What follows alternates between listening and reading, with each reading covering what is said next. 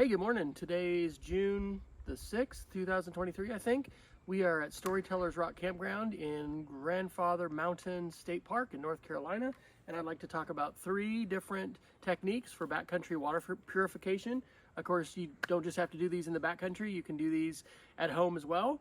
And so one of the things that I like about being a communitarian prepper, preparing to take care of our family as well as some of our neighbors, is that also it has a good crossover to camping and being able to be capable and resourceful when you are in the backcountry. So we're going to talk about boiling water. We're going to also talk about using iodine, my favorite way, which is these polar pure crystals. And then we're also going to talk about probably what I'm most excited about, this filter, which is a Grail filter. And so this is awesome and really, really fantastic. And this is the first time I've actually been camping with it and used this technique. So let's talk about boiling. Actually, over Christmas this year, we had a big cold snap, and in the Asheville area, they had a boil order because there were all these water pipes that broke and the actual purification system was broken, and so the water that was flowing through pipes was not purified. So it is kind of a bummer to have to boil all your water, but you know, you do what you have to do, and this is probably the technique that everyone can do as long as you can heat things. And sometimes in a power outage, that's an issue. So there's a spring that's just a short, or I guess it's a stream that's a short distance away, and so we actually I guess I can fill up both of these. Filled up our pot.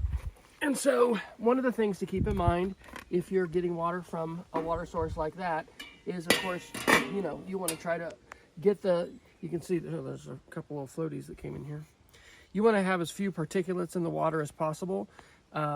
If you boil the water or you treat it with iodine, you're going to treat and you're going to kill all the bacteria and the viruses, but you still have potential of having things like particulates that don't get filtered out. So try and capture the water where it's running clear, and you can get as few particulates as possible.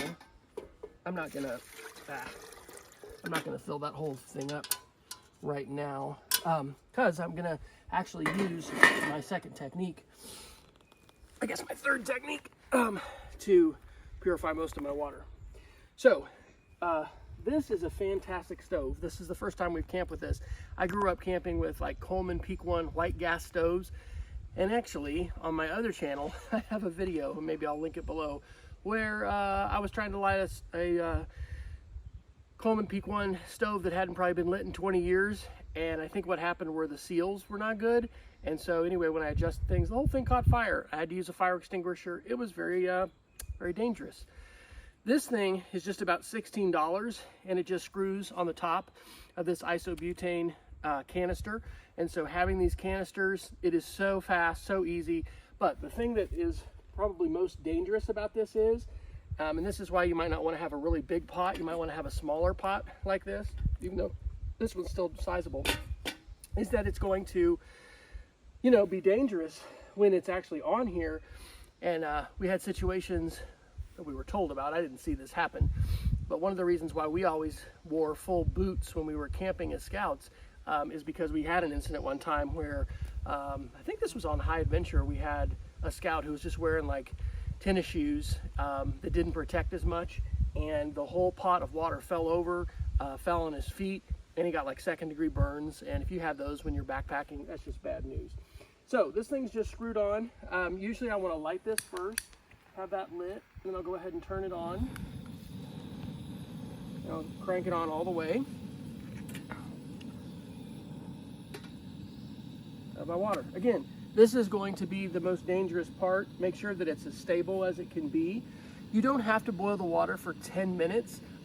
What I have been told as a survival instructor was, for the Air Force, and I've learned this with scouts too, you just need to bring it to a boil. So as soon as you start to see bubbles, you're good to go. If you want to have it as a rolling boil, that's fine, but it's not like, there were some older survival things that used to say you had to boil for 10 minutes.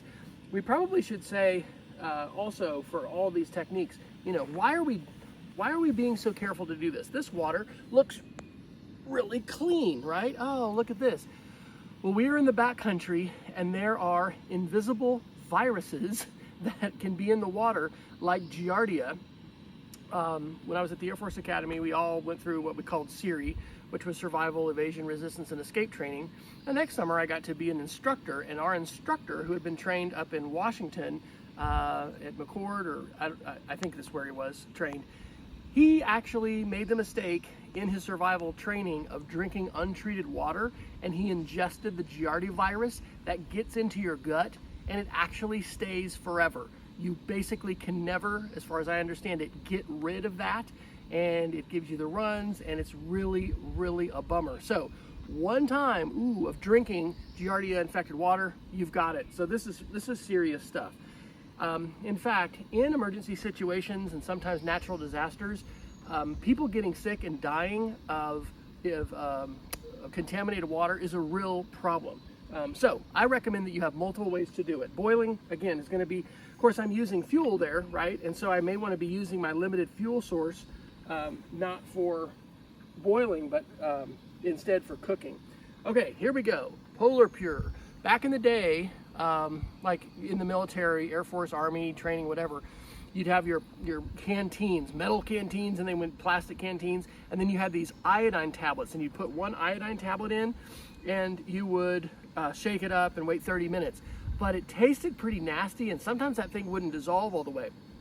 So this thing has crystals inside, and what you do, and I still have water in here, so I don't need to put more. You put water in here. There's a part of the lid that catches, and it keeps the crystals from being poured out.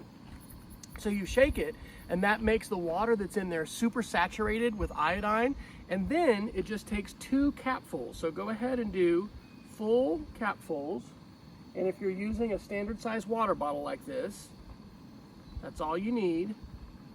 And then you're gonna wait, I think 20 minutes. I usually wait 30 minutes.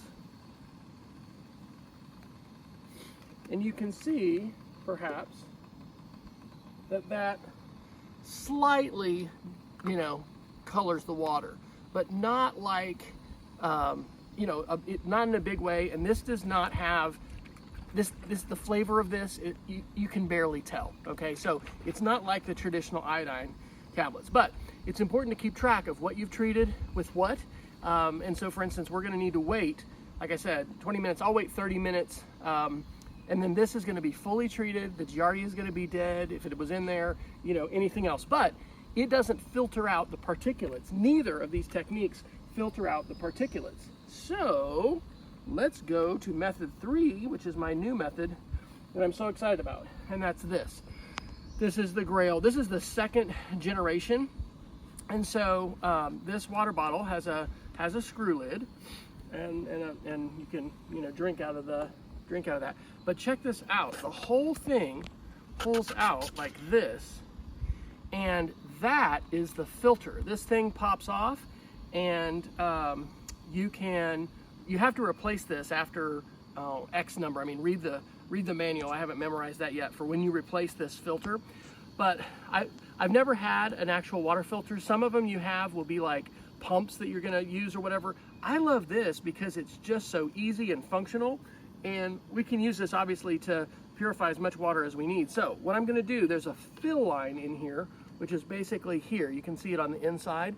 So I'm gonna fill this up. We learned yesterday, if you fill it a little bit high, it may squirt the person beside you. So I'm gonna fill it up to that line. There it is.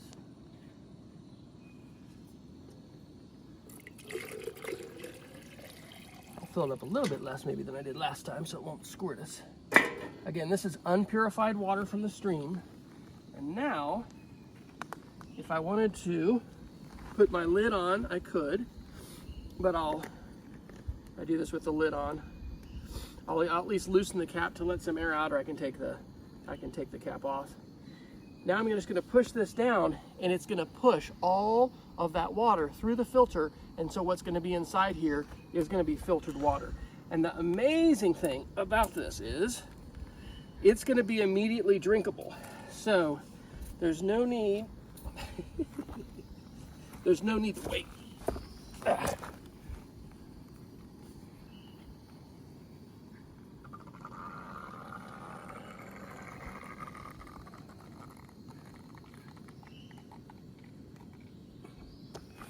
Okay, that's it. There's no need to wait. That water is straight from the stream. It's filtered, it's ready to go. And in addition to being filtered for like 99% of all, viruses and bacteria, that water also is filtered for particulates. So one of our camping crew members who is with us is being a little bit more paranoid about, floating things. I mean, it's not great to have floating things in your water. So cool, that is done. And now on our trail today, we're going to be able to just use this to filter our water. And so when somebody's empty, filter this, pour it in, and you don't need to have multiple Grail filters. Okay, so now you can see my water is steaming. I'm going to carefully remove this, and I'll go ahead and turn off my burner. So this water ready to go. Disadvantages, number one, I just had to burn some fuel, which is kind of precious, in order to get that. It's hot, so I'm not going to want to drink that right away. And it takes more time. So if you can, I would recommend investing in one of these. This is fantastic, whether you're in the backcountry or not, whether you're at home, there's all kinds of different solutions. But again, one of the things that I have liked and enjoy about being a communitarian prepper is this idea of, hey, we're going to be more capable with our backcountry skills, but then we're also going to be able to be ready for an emergency. So if you want to learn more about what it means to be a communitarian prepper and some other resources that I'm creating, you can visit my website, which is commprep.westfryer.com. Have a great day.